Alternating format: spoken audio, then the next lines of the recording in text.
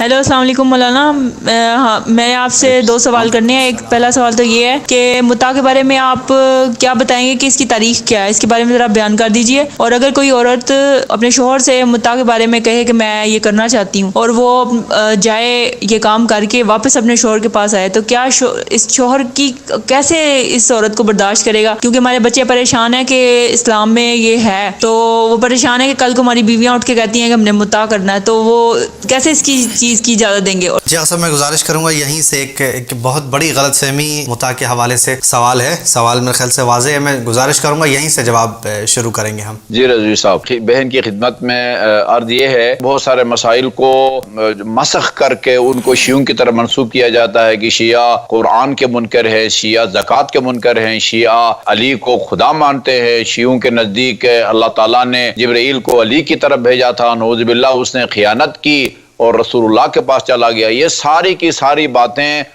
Propaganda ہے، غلط بیانی پر مبنی ہے، حرام ہے، جرم کے مرتکب ہیں یہ لوگ، اور در حقیقت یہ اپنی شکست کا اعتراف کرنے کے مترادف ہے اس قسم کی بے بنیاد الزامات۔ اسی طرح فقہی مسائل میں بھی اس طرح کے پروپیگنڈے کرتے ہیں، احکام الہی کو، فقہی احکام کو، فقہ جعفری کو صحیح شکل و صورت اور صحیح خط و خال میں جو ہے نا وہ بیان نہیں کیا جاتا۔ متع اور عام شادیوں میں ہمارا بنیادی دعویٰ یہ ہے کہ متع جس کی حقیقت یہ ہے کہ لڑکا اور لڑکی کی رضامندی سے، اور اگر لڑکی کنواری ہے تو باپ یا دادا کی اجازت سے ان کا نکاح پڑھا جاتا ہے، جس طرح عام نکاح پڑھا جاتا ہے، صرف اس فرق کے ساتھ کہ عام نکاح میں مدت مقرر نہیں کی جاتی کہ کتنے سال کے لیے یہ میاں بیوی رہ سکتے ہیں، لیکن اس میں مدت مقرر کی جاتی ہے، 10 دن کے لیے، 1 مہینے کے لیے، 10 سال کے لیے، 50 سال کے لیے۔ نکاح کا نام جو ہے وہ متع ہے۔ جس طرح عام نکاح میں بیک وقت ایک خاتون کا ایک ہی شوہر ہو سکتا ہے، 2 شوہر اس کے نہیں ہو سکتے، ایک مرد کی کئی بیویاں تو ہو سکتی ہیں، 4 تک ہو سکتی ہیں، قرآن میں اس کا ذکر ہے، لیکن ایک خاتون کے کئی وہ شوہر نہیں ہو سکتے، ایک لمحے کے لیے بھی اس کے کئی شوہر جو ہے نا وہ نہیں ہو سکتے۔ یہ غلط پروپیگنڈا ہے اور خیانت ہے جو کہا جاتا ہے کہ خاتون جو ہے وہ میاں سے اجازت لے کر یا ویسے کسی سے جا کے متع وہ کر لے۔ یہ ایسے ہی ہے جیسے کہ دائمی نکاح میں جو لوگ متع کے قائل نہیں ہیں ان کی بیویاں جو ہیں وہ شوہر سے اجازت لے کے کسی اور سے کچھ دن کے لیے یا ہمیشہ کے لیے شادی کریں، ان کی طرف یہ بات منسوب کی جائے تو کتنے ان کو ناگوار گزرے گی۔ وہ چنانچہ بعض سوشل میڈیا پر اس قسم کے فتوا جو ہے وہ نشر ہو رہے ہیں کہ ان کو بعض ادارے جو ہیں باقاعدہ ان کو فتوا دے رہے ہیں کہ وہ میاں اگر ان کا مولانا جو تبلیغ کے لیے گیا ہوا ہے تو وہ کسی اور سے میاں کی عدم موجودگی میں جو ہے وہ اپنے جنسی تعلقات قائم کر سکتی ہیں۔ فتاوا اس قسم کے موجود ہیں۔ الحمدللہ مکتب تشیع اس قسم کے خرافات سے مکمل طور پر پاک ہے۔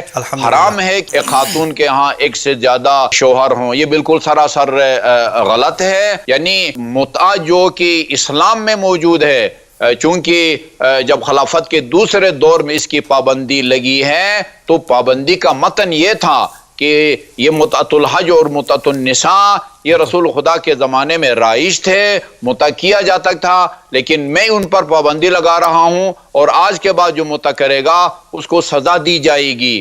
ہمارا موقف یہ ہے کہ جو کام رسول خدا کے زمانے میں جائز تھا وہ قیامت تک جائز رہتا ہے۔ حلال محمد حلال الی یوم القیامہ وحرام محمد حرام الی یوم القیامہ۔ اور آن حضرت کے زمانے میں جو کام حرام تھا وہ قیامت تک حرام رہتا ہے۔ ہم کسی کو وہ اسلام کی چاہے کتنی بھی بڑی شخصیت ہو کسی کو یہ حق نہیں دیتے کہ جس کام کو رسول خدا کے زمانے میں جائز قرار دیا گیا، بلکہ وہ خلافت کے پہلے دور میں بھی یہ کام جائز تھا۔ عبداللہ بن مسعود اس کا قائل تھا، عبداللہ بن عمر اس کا قائل تھا۔ جب اس سے پوچھا گیا عبداللہ بن مسعود ہے کہ آپ اس کو جائز سمجھتے ہیں یا ناجائز سمجھتے ہیں، تو انہوں نے کہا کہ میں اس کو جائز سمجھتا ہوں۔ کیا دلیل ہے؟ کہا کہ وہ حضرت عمر کا فرمان ہے۔ ان سے کہا کہ حضرت عمر نے تو پابندی لگائی ہے۔ انہوں نے کہا کہ ان کا جو فرمان ہے جس کے تحت اس پر پابندی لگائی ہے اس کے 2 حصے ہیں، ایک حصہ یہ ہے کہ آپ نے فرمایا یہ کام رسول خدا کے زمانے میں رائج تھا، اس طرح کا نکاح ہوتا تھا، میں ان کی اس گواہی کو تسلیم کرتا ہوں، لیکن اس کے بعد جو انہوں نے اپنے اختیارات کا استعمال کیا ہے کہ میں اس کی پابندی لگاتا ہوں، میں ان کو یہ حق نہیں دیتا کہ وہ پابندی لگائیں۔ اور اسی طرح متع سے ملتا جلتا جو فقہی مسئلہ ہے، یعنی اہل سنت برادران کے ہاں وہ ایک خاتون کے ساتھ دائمی نکاح جو ان کے ہاں رائج ہے، اس شرط کے ساتھ جو ہے نا وہ کیا جا سکتا ہے کہ اس کو مثلا 4 سال کے بعد 5 سال کے بعد جو ہے وہ طلاق دے دیں گے۔ مجھے بتائیں کہ 5 سال کے لیے یا 10 سال کے لیے کسی سے نکاح کرنے، یعنی عقد کے دوران صیغہ کے دوران مدت مقرر کرنے، اور مدت مقرر کیے بغیر یہ کہنا کہ 4 سال کے بعد اس کو طلاق دے دیں گے، ان دونوں میں کیا فرق ہے؟ وہ اگر جائز ہے تو یہ بھی جائز ہے۔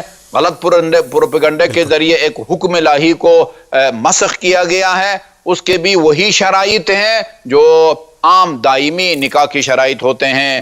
صرف چند ایک فرق ہے کہ بیوی اس میں میراث کی حقدار نہیں بنتی ہے، نان نفقہ واجب نہیں ہوتا، یہ جزوی اس کے فروعی جو ہے نا وہ فرق ہیں، باقی عام نکاح کی جو شرائط ہیں وہی یہ بھی ہے۔ اور اگر ایک خاتون یہ کام کرتی ہے تو یہ سراسر ناجائز کام ہے، اور ایک شوہردار خاتون کی زنا کی جو سزا ہے وہ اس سزا کی یہ خاتون مستحق ہے، چونکہ شوہردار خاتون اگر کسی سے زنا کرتی ہے تو اس کی سزا جو ہے وہ موت ہے۔ بالکل جیسا صاحب، بہت شکریہ۔ یعنی ناظرین، خلاصہ یہ ہوا کہ حتماً اور یقیناً کوئی شوہردار خاتون متع کی طرف نہیں جا سکتی، کیونکہ وہ ابھی کسی کی زوجیت میں ہے، کسی کے نکاح میں ہے۔ آغا صاحب، میں گزارش کروں گا اگر آپ مکمل طریقے سے اس کے شرائط بیان کر دیں، کیونکہ اس مسئلے کو بہت زیادہ خلط ملط کیا جاتا ہے اور اس کا مس یوز کیا جاتا ہے، غلط استعمال کیا جاتا ہے۔ آپ اس کے شرائط ایک بار بیان فرما دیجیے گا تو میں شکر گزار ہوں گا۔ شرائط تو میں نے بیان کر دی، جو عام نکاح کی شرائط ہیں وہی اس میں بھی شرائط ہیں۔ عام نکاح میں لڑکا لڑکی دونوں کی رضامندی ضروری ہے۔ بالکل۔ فقہ ہے حنفی میں یعنی لڑکا لڑکی کی رضامندی کے علاوہ باپ دادا کی بھی اجازت شرط نہیں ہے، لیکن فقہ جعفری میں جہاں لڑکا لڑکی کی رضامندی ضروری ہے، صرف ان دونوں کی رضامندی کافی نہیں ہے، باپ یا دادا ان دونوں میں سے اگر کوئی زندہ ہو تو اس کی رضامندی بھی ضروری ہے۔ اس کے علاوہ وہ صیغے پڑھے جاتے ہیں، صرف دونوں کی رضامندی معلوم کر کے وہ میاں بیوی نہیں بنتے، بلکہ صیغے پڑھے جاتے ہیں، یا اگر خود پڑھے لکھے ہیں تو پہلے خاتون ایجاب کا صیغہ پڑھتی ہے، اس کے بعد مرد جو ہے وہ قبول کا صیغہ پڑھتا ہے، مدت مقرر کر کے اور حق مہر بھی مقرر کر کے۔ اگر دونوں پڑھے لکھے نہیں ہیں تو وہ کسی عالم الدین کو یا 2 عالموں کو، ایک لڑکے کی طرف سے اور ایک لڑکی کی طرف سے وکیل بنتا ہے، اور پہلے لڑکی کی طرف سے اس کا وکیل، پھر لڑکے کی طرف سے اس کا وکیل صیغہ پڑھتا ہے، یا پھر دونوں دولہا دلہن لڑکا لڑکی دونوں ایک عالم دین کو اپنا وکیل بناتے ہیں اور وہ ان کی طرف سے صیغہ پڑھتا ہے۔ عام نکاح کے جو شرائط ہیں وہی اس کے بھی ہیں۔ اس کو جیسا آپ نے اشارہ فرمایا، اگر کوئی غلط استعمال کرتا ہے تو اس کی اصل جو شرعی حیثیت ہے اس پر کوئی حرف نہیں آتا۔ جی صاحب، بہت شکریہ۔ اللہم صلی علی محمد و آل محمد، اللہم صلی علی محمد